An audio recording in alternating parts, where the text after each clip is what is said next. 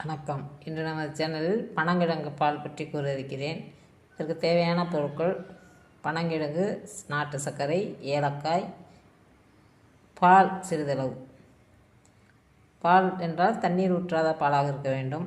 அதில் இந்த பனங்கிழங்கை பிடித்து நன்றாக ஒரு ஆளுக்கு 1 டம்ளர் பால் என்றால் 2 ஸ்பூன் பனங்கிழங்கை மாவை நன்றாக தூவி அதில் ஏலக்காய் தட்டி போட்டு நாட்டு சர்க்கரை போட்டு பாலாக காய்ச்சி இது மாதிரி வைத்து கொள்ள வேண்டும். இதற்கு என்னுடைய பயன்கள் என்று எடுத்துக்கொண்டோமானால், பனங்கிழங்கு நார்ச்சத்து மிகுந்தது. கால்சியம், புரோட்டீன், இரும்பு சத்து முதலியவை உள்ளன. இது ஜீரணம் நன்றாக நடைபெற்று அந்த குடல் பகுதியானது சுத்தமாகும்.